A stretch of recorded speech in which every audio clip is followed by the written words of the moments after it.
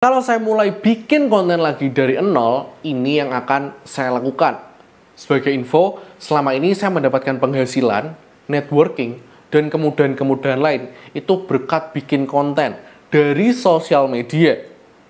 Dan di video ini, saya akan berbagi semisal kemudahan-kemudahan privilege tadi dari penghasilan, dari networking, dari followers, diambil sama yang di atas. Apa yang akan saya lakukan, langkah-langkah apa yang saya jalani.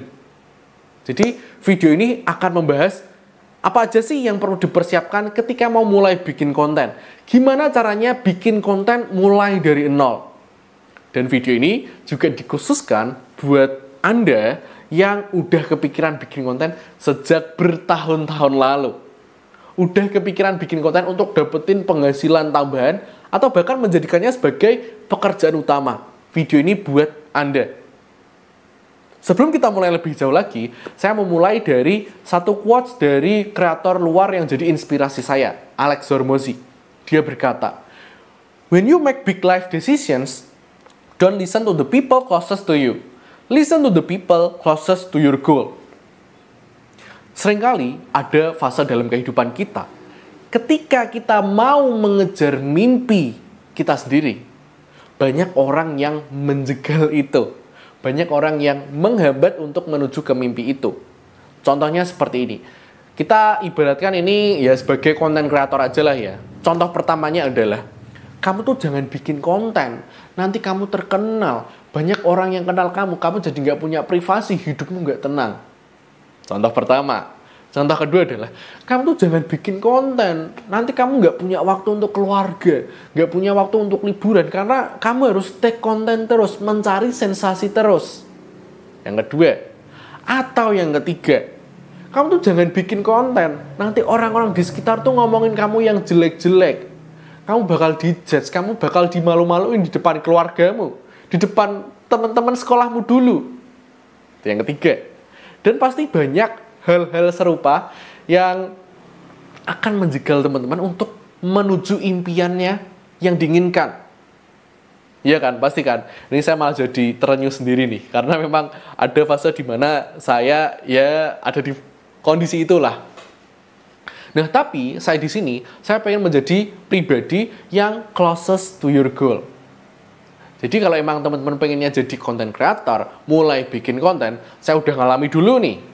Jadi bisa teman-teman dengerin apa yang akan saya sampaikan. Nah, saya mulai dari pengalaman saya juga nih. Jadi saya mulai bikin konten itu sejak tahun 2019. Udah beberapa tahun yang lalu. Dan ketika mulai di tahun 2019 ini, banyak naik turunnya. Selama 3 tahun, saya tidak menghasilkan pendapatan sama sekali. Paling ya cuma recehan aja, kayak 40 ribuan, 100 ribuan. Terus 1 juta juga pernah sih, itu AdSense pertama saya. Ya singkat cerita aja, 3 tahun ini mungkin kalau ditotalin ya cuma 2 juta lah. 2 juta selama 3 tahun rutin konten. Nah, maka dari itu, karena saya tidak menghasilkan banyak, padahal effortnya sudah sangat-sangat luar biasa, saya dipaksa keadaan untuk berganti topik konten. Dan tentunya di tahun-tahun itu, di saat-saat itu adalah kondisi yang cukup sulit buat saya. Saya baru lulus kuliah, saya belum punya pekerjaan sama sekali, saya nggak punya penghasilan sama sekali, yang biasanya saya dapetin dari freelance. Tapi waktu itu lagi surut-surutnya, jadi saya terpaksa, yuk harus bikin konten. Karena menurut saya waktu itu, bikin konten adalah salah satu hal tercepat untuk mendapatkan penghasilan, mendapatkan uang. Dan ternyata, bener aja. Dari yang udah saya jalani selama 2019 sampai 3 tahun kemudian, itu saya jadikan sebagai ilmu, sebagai landasan untuk saya berganti topik konten yang lebih profitable. Nah, selanjutnya kita akan bahas langkah-langkah apa aja yang perlu dijalani. Jadi saya membahasnya dari segi yang non-teknisnya ya. Jadi kalau teman-teman mencari teknisnya, mencari cara ngeset kamera, cara mengatur lighting, bisa cari di kreator lain aja. Saya di sini pengen mengajak teman-teman untuk berpikir lebih jauh lagi, menggunakan pikirannya untuk berpikir lebih kritis lagi. Oke? Kita masuk ke pembahasan langkah-langkah apa yang perlu dilakukan untuk menjadi konten kreator mulai dari nol. Yang pertama adalah bonding dulu sama diri sendiri. Ini penting. Maksudnya bonding itu gimana? Jadi kita mencoba untuk mengenal diri kita sendiri. Apa aja sih skill yang udah pernah kita miliki? Pengalaman-pengalaman apa yang udah kita pernah jalani? Kita bonding dulu. Kalau bingung caranya bonding gimana? Diem aja, merenung aja, melamun aja, coba dirasain. Aku tuh punya kelebihan apa ya? Aku tuh punya pengalaman apa ya? Aku punya keahlian apa ya? Nah itu bisa dibayangkan dulu. Kalau udah terbayang, silakan tulis dalam sebuah catatan. Karena menurut saya menulis itu penting ya. Sebagai, kita tuh gak bisa mengandalkan cuma memori kita, ingatan kita. Karena ingatan bisa lupa. Momen untuk mengingat-ingat itu pasti bakal sulit, bakal hilang juga. Tetapi kalau udah menjadi tulisan, itu lebih mudah untuk diingat. Itu yang pertama, itu bonding sama diri sendiri dulu. Mengenal diri sendiri lebih dalam lagi. Itu yang pertama. Lalu yang kedua adalah, stop mikir harus punya niche atau topik yang spesifik di awal. Ini penting ya, karena waktu dulu saya mulai bikin konten itu, ketika pembahasannya tentang rambut gondrong, saya pengennya tuh, ya rambut gondrong. Padahal kalau diterusin, mungkin ya bisa aja, saya bisa merambah ke hal lain. Mungkin dari fashion, mungkin dari self-improvement sebagai seorang lelaki, dan lain sebagainya. Itu juga bisa. Jadi kita di awal tuh nggak perlu mikirin niche yang terlalu spesifik, topik yang terlalu spesifik. Saya dulu dan partner, saya juga sebagai tim produksi ya sekarang ya, tim produksi konten food vlogger atau konten kuliner. Saya dulu juga nggak kebayang bisa di titik ini, sama partner saya nggak terbayang bisa di titik ini, karena dulu kita mulai dari hal yang sederhana banget, yang kita miliki saat itu. Kita review apa aja, kita bikin konten apa aja, dan ternyata ada konten yang naik. Nah, dari situ, dari konten yang naik ini, kita double usaha kita di sana. Effort kita masukin seluruhnya di sana. Kita tambahin effort di situ. Maksudnya rame itu gimana? Maksudnya kontennya bagus itu gimana? Jadi, ketika udah ada interaksi, ketika udah ada komentar, nah itu kita mulai untuk bahas itu lebih dalam lagi. Dan ketika saya bikin konten sekarang ini, yang pembahasannya tips bikin konten, menulis, dan self-improvement ini, saya awalnya ya nggak mulai dari yang sekarang ini. Saya pembahasannya tentang editing video. Saya mulai dari editing video, gimana tips triknya, tutorialnya seperti apa, saya mulai dari situ. Dan ternyata di situ mulai muncul banyak komentar, engagement yang lainnya. Misal, Mas kalau bikin skrip konten itu seperti apa sih contohnya? Nah, seperti itu yang kita harus fokuskan. Jadi untuk di awal, jangan mikir topik konten tuh harus spesifik dulu. Apalagi buat yang baru mulai, yang skillnya tuh masih cekak, masih belum terlalu advance gitu ya. Jangan terlalu mikirin niche secara spesifik banget. Itu yang penting. Nih, saya ada tipsnya, tapi saya izin bacakan dari tweets atau threads yang udah saya bikin di threads by Instagram ya. Jadi, langkah-langkah hidup jadi lebih bermakna. Buat project untuk hidupmu. Yang pertama, identifikasi masalah yang dialami. Yang kedua, dokumentasikan perjalanan menuju pencarian solusinya. Yang ketiga, bagikan apa aja yang kamu pelajari selama prosesnya. Gak usah bingung, gak usah takut, coba dulu. Mulai dari diri sendiri dulu. Nah, jadi buat teman-teman yang masih bingung harus memilih niche apa, coba deh pikirin masalah apa yang sedang dialami sama teman-teman. Yang sedang di depan matanya teman-teman banget lah, masalah apa. Apakah itu masalah tentang gimana caranya untuk mendapatkan uang, misal contoh ya, atau gimana caranya untuk bisa lebih pede di depan kamera. Nah itu masalah tuh yang diambil dulu, diidentifikasi dulu. Bukan dicari-cari ya, tapi diidentifikasi dari yang udah ada. Selanjutnya, bisa teman-teman dokumentasikan perjalanannya untuk menemukan solusinya. Misal, untuk mencapai orang yang pede dalam ngomong depan kamera, kita harus sering berlatih. Membiasakan diri kita untuk ngomong di depan kamera. Membiasakan diri kita ngomong di depan cermin. Contohnya seperti itu. Kita dokumentasikan perjalanannya. Dan yang ketiga, bagikan prosesnya itu seperti apa. Mungkin kamu mendapatkan kesulitan. Oh, ternyata ketika mau bikin konten ngomong depan kamera tuh kesulitannya adalah kita merasa canggung, kita merasa grogi, kita merasa diri kita aneh ketika mendengar suara sendiri. Nah, itu bisa dibagikan lewat sosial media, lewat konten. Jadi, dari 3 langkah ini aja, teman-teman udah kepikiran. Oh, aku punya masalah ini. Aku akan mencoba mencari solusinya sambil aku dokumentasikan. Nah, itu yang penting. Jadi nggak perlu mikir terlalu jauh. Aku harus punya niche yang spesifik di bidang keuangan, finansial, atau di bidang saham, bidang trading. Nggak perlu seperti itu. Kita mulai dari apa yang kita alami sekarang ini. Nah, untuk pembahasan ini mungkin kita akan bahas di pembahasan yang lebih lanjut ya, yaitu niche. Kamu adalah niche-nya. Kamu adalah niche-mu. Nah, kita akan bahas lebih lanjut. Mungkin nanti aku akan tampilkan di sini kalau videonya udah launching. Selanjutnya, tadi kan udah ya, bonding sama diri sendiri. Yang kedua adalah stop mikirin niche terlalu spesifik. Yang ketiga adalah belajar menulis yang persuasif dan terstruktur sebagai landasan. Ini penting. Karena segala sesuatu itu dimulai dari menulis. Mau itu menulis caption, menulis skrip, menulis lowongan kerja, menulis CV, menulis email, dan lain sebagainya. Itu mulainya dari menulis. Nah, kita akan belajar untuk caranya untuk bikin tulisan yang bagus, yang terstruktur itu seperti apa. Nah, biasanya saya sering membagikan ini di workshop yang saya ajar di sana, yaitu untuk mempunyai tulisan yang bagus, kita harus punya struktur penulisan yang sesuai. Struktur penulisan yang sesuai itu yang gimana, Mas? Jadi, kita ingat-ingat lagi.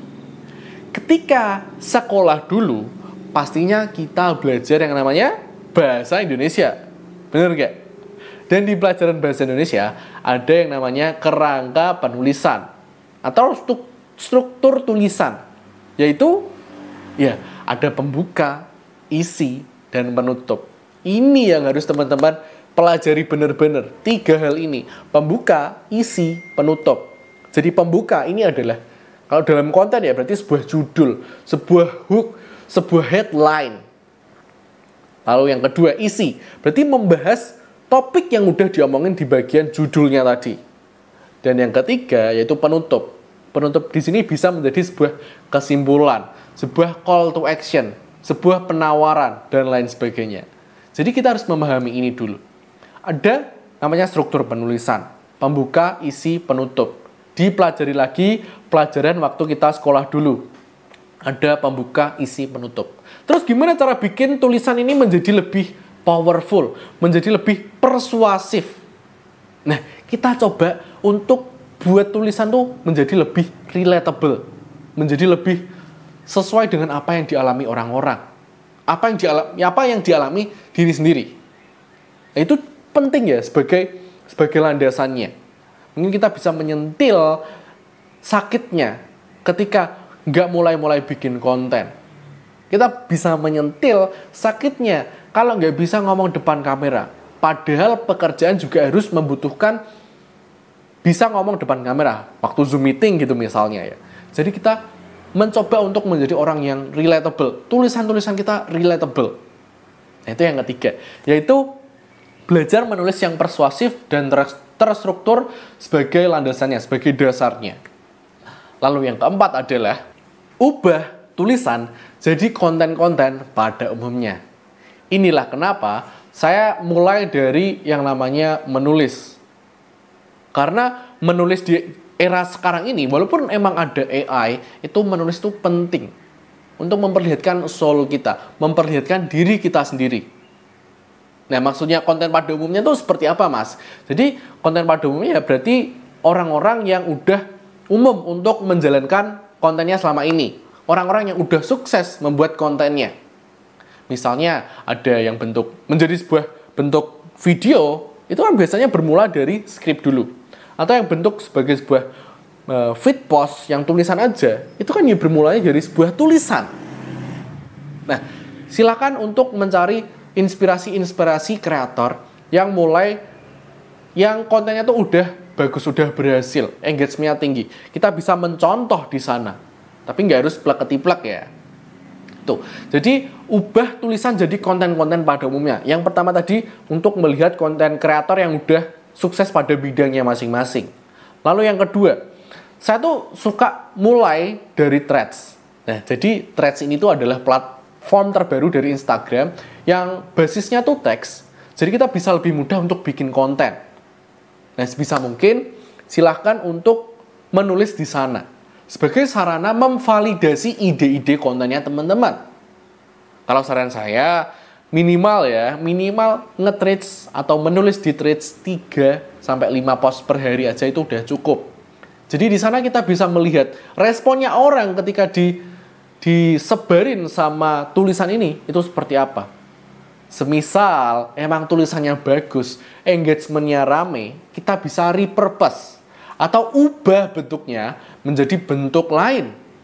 Ini yang biasa saya lakukan. Saya menyebutnya sebagai endless content system. Endless content system ini berarti kita kerjanya sekali aja, tapi bisa kita buat untuk berkali-kali. Bisa kita repurpose berkali-kali. Jadi yang pertama tadi, buatlah tulisan menjadi sebuah threads. Ketika threads-nya rame, engagement-nya naik, kita repurpose atau ubah bentuknya menjadi bentuk lain. Yang pertama, mungkin sebagai video reels, atau video TikTok, atau video short juga boleh banget. Kita ubah bentuknya. Lalu yang kedua, ubah bentuknya sebagai feeds atau desain, atau tulisan aja. Jadi kita bisa desain dulu di Canva gitu ya. Kita ubah menjadi sebuah postingan biasa aja. Itu juga bisa.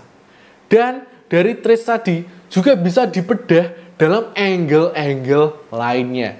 Menarik ya? Dan saya tuh udah bikinin sistemnya namanya Endless Content System. Buat yang penasaran itu gimana, itu adalah sebuah sistem yang membantu kita untuk bikin konten sekali tapi bisa disebarkan berkali-kali, berbanyak kali. Yang penasaran langsung cek link di deskripsi aja. Lanjut ya. Jadi itu dia 4 step. Saya ulangi dari awal. Yang pertama adalah bonding sama diri sendiri. Yang kedua adalah tidak perlu menentukan niche harus selalu spesifik. Yang ketiga adalah belajar menulis yang persuasif dan terstruktur sebagai landasan.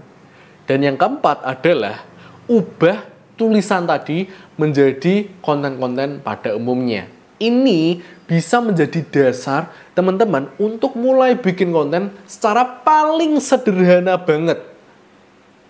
Kita mulai dari tulisan. Tulisan itu hal yang termudah. Kita nggak perlu syuting video. Kita cukup ngetik di depan laptop, ngetik di HP aja itu udah cukup banget. Jadi itu dia langkah-langkah awal yang akan saya jalani ketika mulai bikin konten. Mungkin ini masih jauh dari bisa untuk memonetisasi ya. Tapi cara ini silakan dipraktekkan, diresapi dulu di pikirannya teman-teman. Dicoba berpikir secara lebih kritis lagi. Untuk bikin konten yang bagus, itu dimulainya dari sini. Jadi, sekian dulu untuk video kali ini. Terima kasih udah nonton sampai akhir. Jangan lupa subscribe juga, karena channel ini ya channel yang lumayan baru juga. Semoga kamu suka dengan value yang saya bagikan.